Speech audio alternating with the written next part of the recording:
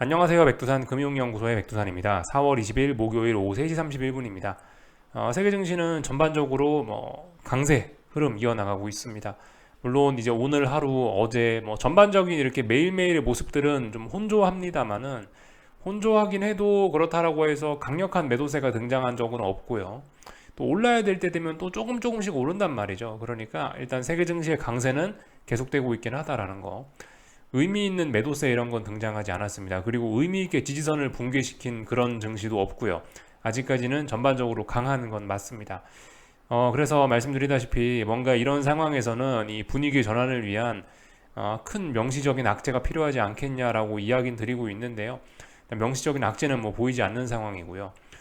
한편으로 이제 요즘에 계속 증시가 이제 변동성을 좀 줄이고 있지 않습니까? 그래서 변동성 지수들이 막 급락을 하고 있고 옵션들이 막 박살이 나는 모습들이 나타나고 있는데 그런 모습들을 보면서도 한편으로 드는 생각이 이거 명시적인 악재 없이도 제가 기다리는 명시적인 악재 없이도 그냥 이제 조금 매일매일 이런 식으로 조금씩 하락을 하다가 그 하락이 누적돼서 결국은 합쳐서 놓고 보니까 이게 큰 매도세였던 거고 그렇게 해서 은근히 우리도 모르는 사이에 하락 추세로 조심스럽게 전환이 되는 건 아닐까 이런 생각도 좀 들긴 듭니다.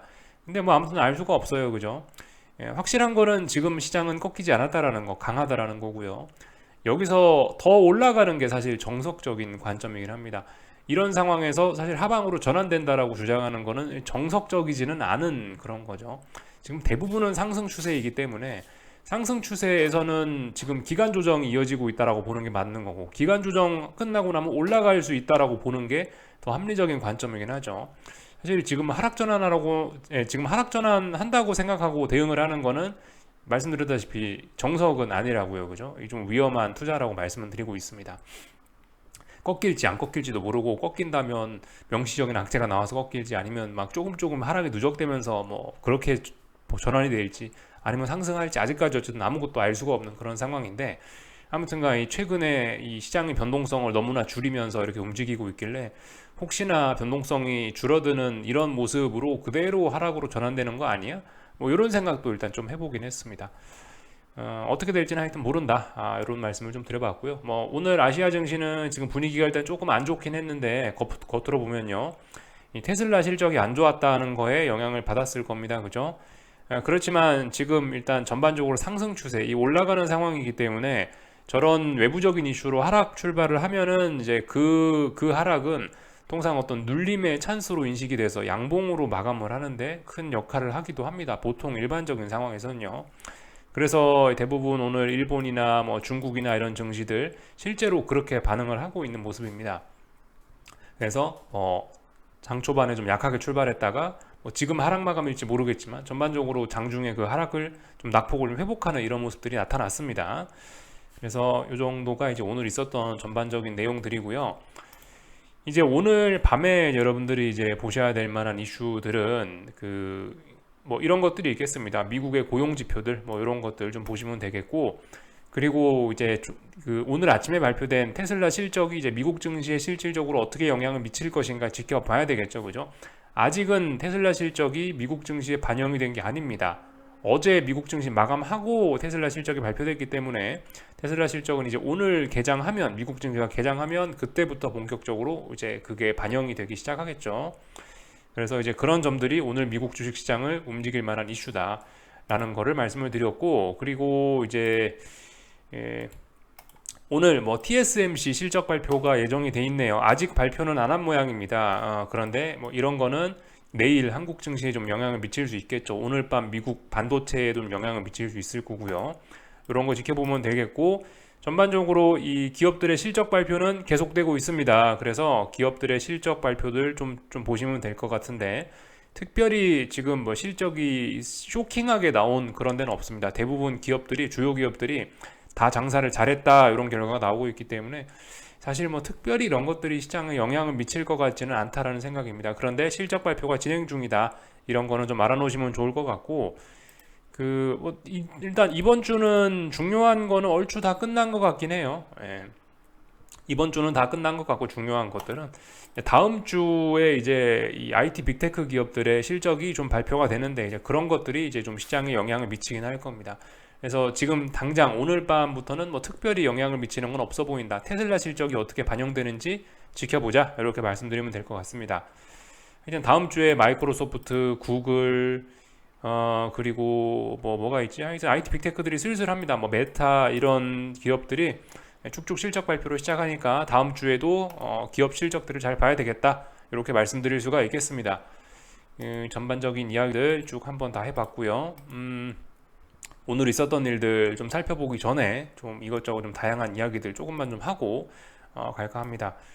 그 미국 정부 부채 한도 협상 그거 아시죠? 그 이슈 이제 슬슬 영향을 받는 때가 오긴 왔어요. 그런 거 좀 한번 보여드리려고 그러는데 실제로 그 1개월물 미국 1개월물 국채금리인데요.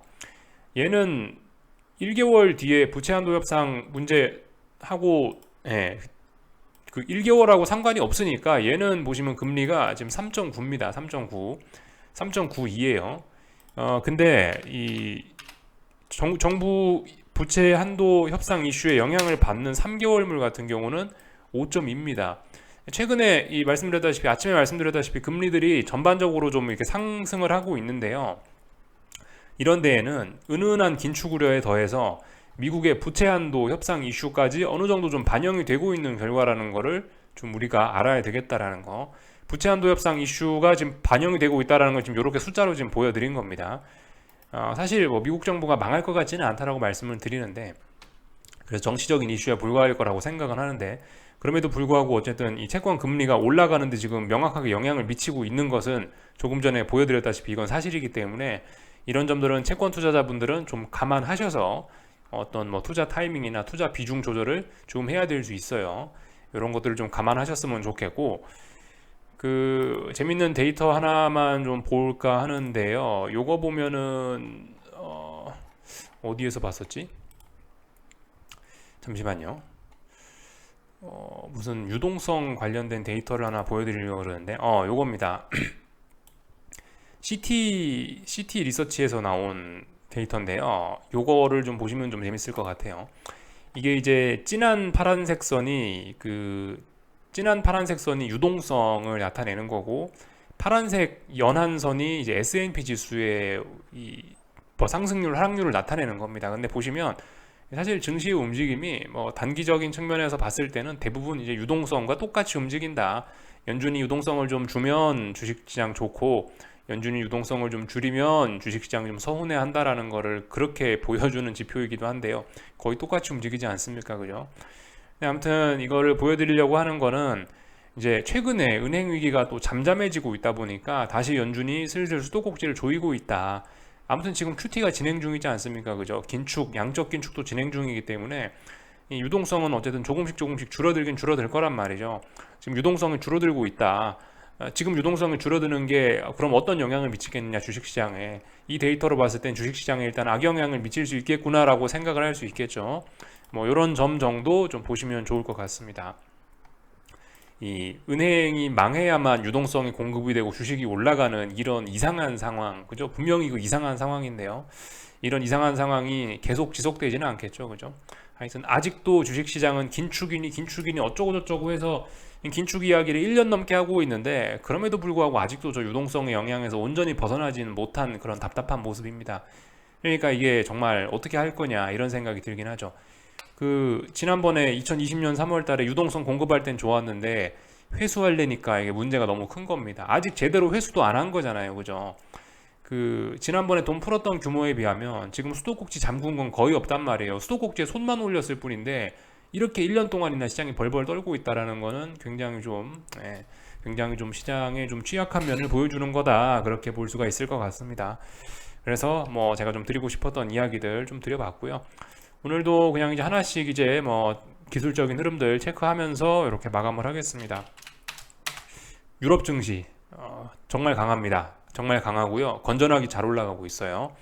유럽 어제 그 영국 CPI가 높게 나왔음에도 불구하고 뭐 영국과 상관없는 나라긴 합니다만은 독일 증시는 잘 올라가고 있다. 더군다나 변동성까지 줄인 상태로 예전에는 급등을 하더니, 여기 보세요. 예전엔 급등을 하더니 이젠 급등도 안 한다. 이젠 제법 좀 여유가 있어 보입니다.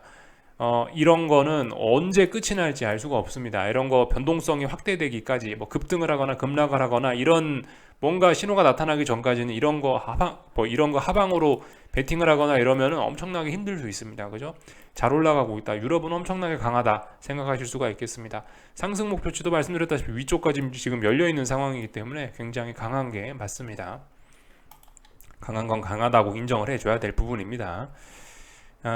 그리고 뭐 중국 증시 보시자면은 뭐 특별한 일은 없습니다. 중국 증시 보면 오늘 테슬라 실적 때문에 장중에 하락하다가 다시 반등을 하는 이런 모습이죠. 이게 그러니까 시장이 여전히 강하다라는 겁니다. 오늘 뭐 조금 하락해봐야 아무 의미가 없어요. 중요한 지지선 부근의 지지력을 확인한 정도에 지나지 않는다라 보시면 될 것 같습니다. 그래서 특별한 일 없다. 위안화 환율도 특별한 일 없다. 위안화 환율도 계속해서 박스다. 이게 다중 바닥형을 만들고 이렇게 올라가는 과정 중일 수도 있는 거고, 다중 고점형 만들면서 이렇게 죽으려고 하는 걸 수도 있는 거고, 아직까지는 알 수가 없죠. 그죠? 다들 알 수가 없다. 이렇게 말씀드릴 수 있을 것 같고, 뭐 일본도 뭐 이런 모습입니다. 확실히 중요한 저항, 직전 고점 이런 자리이기 때문에 움직임이 좀 버벅버벅 하고 있습니다. 근데 지금 분위기로 봐선 여기 있는 이 위에까지 레벨업 하려고 그러는 것 같습니다. 조금 더 올라가고 싶은 생각이 있는 것 같습니다. 몇 거래일 동안 이 중요한 저항 부근에서 이렇게 버벅버벅거리면서 양봉을 보여준다라면 제가 아무리 하락 마감이다 하더라도 어떤 지지력 강화, 매수세 강화 이런 걸로 해석을 할 수 있지 않겠습니까? 그죠? 때문에 일본도 강하다. 그러니까 전 세계 증시 전반적으로 다 강하다 이렇게 보실 수가 있겠습니다. 한국 증시 이제 조금 살펴볼까 하는데요. 한국 증시는 아직 선물이 마감을 안 했네요. 이게 양봉으로 마감할지 음봉으로 마감할지 모르겠지만 하여튼 근데 일단 그 오래간만에 좀 눈에 띄게 하락을 했습니다. 근데 눈에 띄게 하락해봐야 0.3% 빠지고 이런 걸 보면 이제 우리가 이런 특징을 알 수 있습니다.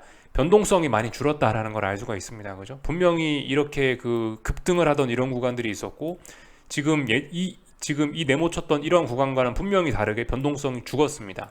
변동성이 확연히 줄었습니다. 분명히 뭔가 시장이 좀 바뀌긴 바뀐 거예요. 근데 지금 상황에서 변동성이 왜 죽었는지는 솔직히 뭐 알 수는 없습니다. 근데 이제 말씀드렸다시피 정석적인 해석은 그거라고요. 정석적인 해석은 지금 변동성이 줄은 건 기간 조정이다. 앞으로 더 급등하려고 이러는 거다. 라는 게 정석적인 해석이긴 합니다. 그렇지만 계속해서 말씀드리다시피 어딘가에 못 넘어가고 저항이 누적되고 있긴 하기 때문에 못 넘어가고 있기 때문에 아래쪽으로 베팅할 근거도 있다. 그런데 중요한 지지선을 깨지도 않았죠. 중요한 지지선은 어디쯤 보면 되겠습니까? 제 생각엔 요날 장대양봉의 이날 장대양봉의 시가를 보면 될 것 같거든요. 이날 장대양봉은 4월 11일 날 화요일 날의 종가 정도 보시면 되니까 한 332 정도를 보시면 될 것 같아요. 332 정도 부근이 어떤 지지선이 될 겁니다. 그래서 지지와 저항이 이렇게 있다. 요 안에 있어봐야 기간 조정에 불과하다. 최소한 요걸 붕괴시켜주고 이렇게 아래쪽으로 내려와 줘야 이제 뭐 하락으로 전환이다 뭐다 이런 이야기를 할 수 있을 겁니다. 아직까지는 뭐 특별히 할 말은 없는데 분명히 저항은 누적되고 있습니다. 지금 상황에서 이런 좀 해석을 좀 잘 할 필요가 있긴 있는데요. 이게 뭐 무조건 하락 마감했다. 오늘 0.3% 하락하지 않았냐. 뭐 매도세가 등장한 거다. 이렇게 막 그 눈에 보이는 대로 막 기계적으로 해석을 하거나 패턴 막 보이는 대로 뭐 양봉 3개는 뭐가 되고 뭐 음봉 몇 개는 뭐가 되고 그런 어떤 너무 기계적인 해석은 아무튼 지금 상황에서 좀 자제하시는 게 좋지 않을까 싶긴 합니다. 하여튼 뭐든 이 기술적 분석을 할 때 중요한 건 어떤 그 기본적인 원리. 결과적으로 우리가 이 차트를 매일매일 보는 이유는 뭡니까? 이 차트가 보여주는 게 어떤 시장에 내재되어 있는 힘을 보여주는 거거든요. 그 내재되어 있는 힘, 그 힘이 얼마인지 우리가 알 수 없잖아요. 근데 이제 그 힘을 직접적이지는 않지만 간접적으로 보여주는 게 이 차트 그림이란 말입니다. 이런 것들을 통해서 우리는 시장의 힘을 파악하려고 해야 된다.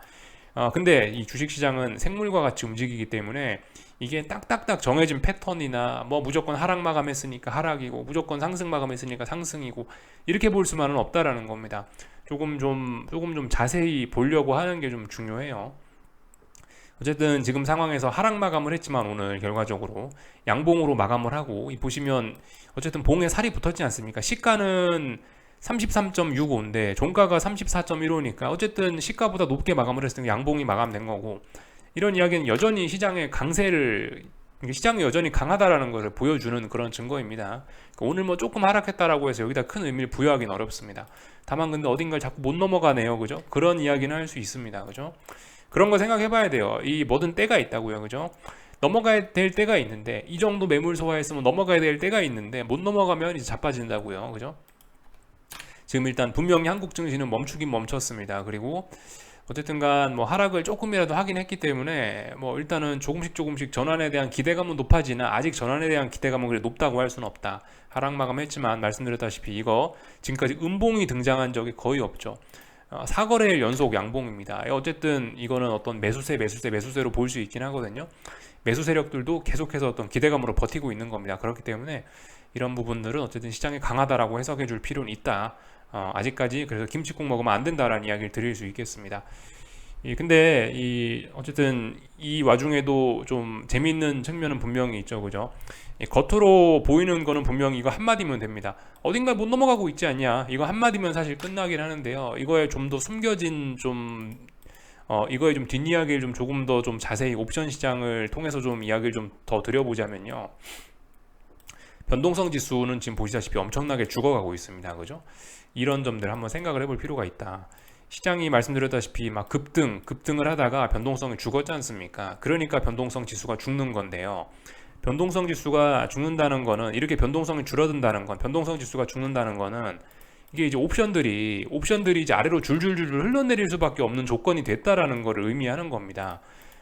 그렇다면 이제 여기서 콜옵션과 풋옵션의 어떤 실제적인 가격들을 좀 살펴볼 필요가 있는데 지금 이렇게 변동성이 죽으면서 신나게 죽고 있는 건 사실 콜만 죽고 있는 겁니다. 지금 보면요.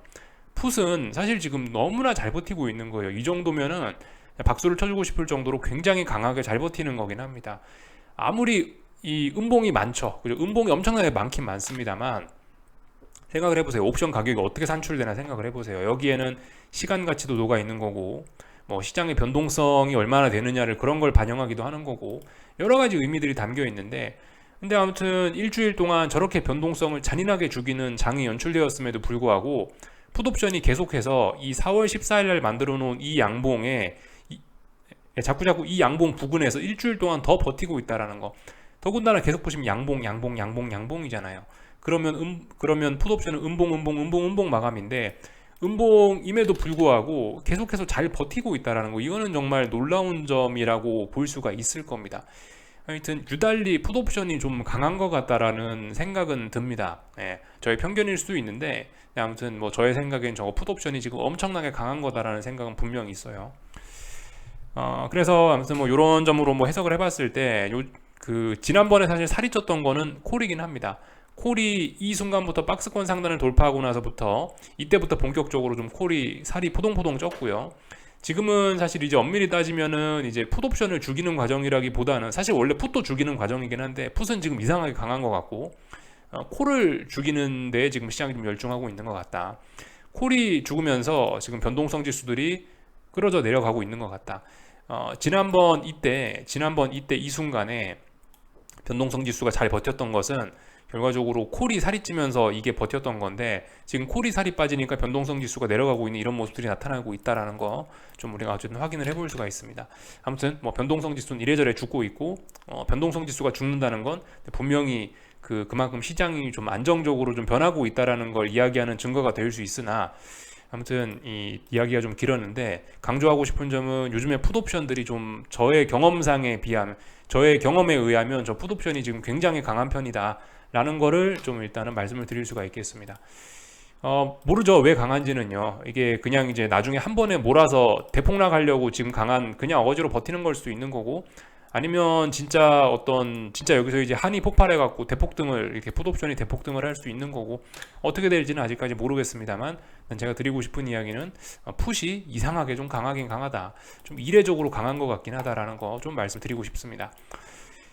코스피 뭐 그래서 전반적인 내용들은 좀 말씀드려봤고 그래서 아직 김치국 먹으면 안 되고 그냥 시간 잘 보내면서 기다려 봐야 된다고요. 그죠? 네. 결론적으로 그냥 결론은 똑같습니다. 결론은 그냥 가만히 있어야 된다. 위쪽에 베팅하셨던 분들은 어쨌든 가만히 계시면 되고 아직은 사실 중요한 지지선 붕괴된 게 아니기 때문에 아래쪽으로 막 전환된 것도 아니고 그렇기 때문에 원래 정석은 위로 올라간다라고 베팅하는 게 정석이다. 알고는 계시면 됩니다. 투자 스타일에 따라 본인이 이제 움직이시면 되는 거고요. 이 코스닥도 아직 죽진 않았습니다. 물론 지지력은 이제 거의 없어졌어요. 여기 이날 이 장대 양봉이 좀 중요한 양봉이 되겠죠. 지난번에도 말씀드렸다시피 이 장대 양봉 4월 10일 날 월요일 날의 시가 한 1335 이 정도가 중요한 자리인데 오늘 1333 이 부분까지 내려왔으니까 중요한 지지력, 일단 중요한 지지선까지 내려왔습니다. 이거 붕괴되면 일단 하락 전환이라고 할게요. 근데 아직 좀 전환은 아니죠, 그죠? 이 정도면 턱걸이니까 아직 전환은 아닌 것 같고 일단은 좀 기다려보면 될 것 같습니다. 아직은 박스권입니다, 그죠? 아직은 박스권. 이게 붕괴가 확실히 되면은 이제 아래쪽으로 뭐 베팅을 하시든가 그러시면 될 것 같아요. 여기서 생각을 해볼 수 있는 건 이 코스닥은 대폭등을 해서 올라왔기 때문에 폭등하면서 올라왔기 때문에 어딘가 중요한 자리를 붕괴시키기만 하면은 지지선은 별로 없는 그런 모습이 있습니다. 그런 점들을 좀 투자하시면서 참고하셔야 되겠고, 하여튼 어딘가 못 넘어가니까 결과적으로 아래쪽으로 가려 그러긴 한다라는 거 확인을 했죠, 그죠? 코스닥 아래쪽으로 베팅하셨던 분들은 계속해서 우직하게 들고 계기시면 됩니다. 뭔가 전환에 대한 기대감은 좀 높아졌으니까요, 그죠? 다들 아실 테니까 이 정도 이야기하면 될 것 같고, 이 환율 여러분들이 어제 이제 김치국 많이 드셔가지고 그런지 다시 박스권 안으로 들어왔습니다. 25원 쉽게 넘을 수 있는 자리는 아닙니다, 그죠? 넘어가려면 넘어가는 걸 정당화할 만한 이슈가 있든가 아니면은 이제 기술적으로 그만큼 25원에 대한 저항을 많이 소화했든가 뭐 둘 중에 하나가 충족이 돼야 될 텐데 저는 일단 개인적으로 그 둘 다 지금 당장 막 충족이 되어 있다라고 생각하지는 않습니다. 근데 지금 일단 기술적으로 25원에 대한 저항 소화는 어느 정도 이제 좀 충족하려고 하는 모습이 지금 이제 나타나고 있는 거죠. 25원, 30원 왔다 갔다 하면서 저렇게 음봉이 나오고 양봉이 나오고 앞으로 저 부근에서 싸울 거니까 그 이야기는 결과적으로 어떤 매물을 소화하겠다라는 의미니까 그 기술적으로 그게 소화하는 과정이라고 볼 수가 있겠죠. 하여튼 뭐 일단 고점을 좀 높이긴 높였습니다. 웬일로 1330.5원을 찍고 왔네요. 아직 완전히 넘어간 거 아니니까 그죠? 하여튼 이 싸움 더 지속해서 보시면 되겠다라는 거 보시면 될 것 같고, 예를 들어 달러 더 사고 싶다 그러면 25원 돌파 한 착 하면은 이제 레벨업 되는 거 확인하고 사시라고요, 그죠? 지금 이런 구간은 뭡니까? 저항이죠. 25원은 저항이기 때문에 지금 여기서 이 음봉을 보고 달러를 산다, 미리 돌파 한 착 할 거라고 기대를 하고 달러를 산다, 그거는 일단 조금 좀 아닌 것 같다라는 생각이 있습니다. 어쨌든 본인의 판단에 따라 하시면 되는 거고, 환율이 넘어갈지 안 넘어갈지 잘 보시면 됩니다. 뭐 이런 점들 특별히 드릴 이야기는 없네요. 전반적인 내용들 쫙 다 봤고요. 다들 중요한 지지선 붕괴시키진 않습니다. 근데 어쨌든 이 매수세가 조금 약해지긴 했죠, 그죠? 전반적으로 좀 그런 건 보입니다. 에코프로 뭐 이런 것들 공매도 뭐 아래쪽으로 베팅하신 분들 버티시면 되죠, 그죠? 아직까지 포기해야 할 만한 근거가 없습니다. 위쪽에 저항들이 있으니까, 위쪽에 저항들이 이렇게 많이 있으니까 여기를 못 넘어가는 이상은 계속해서 아래쪽으로 베팅하실 수 있다.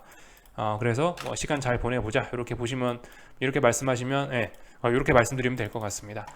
다른 거 더 할 뭐 이야기는 없고, 미국 증시는 계속해서 박스권이라 할 이야기 없고요, 그죠? S&P 4150에서 4200 매물대라고 말씀드렸고, 어딘가에 붕괴돼야 이제 아래쪽으로 가는 거죠, 그죠?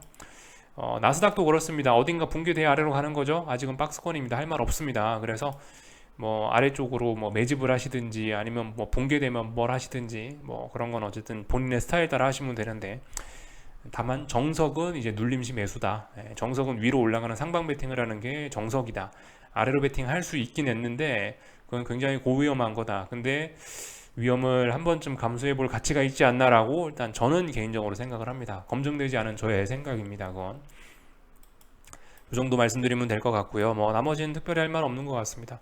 국제유가 뭐 본격적으로 이제 아래로 가는지 이런 거 여부 보시면 될 것 같고, 뭐 다 본 것 같네요. 빅스 살아나는지 좀 이런 거 좀 보자고요. 여기까지 하겠습니다. 궁금한 거 리플 남겨주시고 내일 아침에 뵙도록 하겠습니다.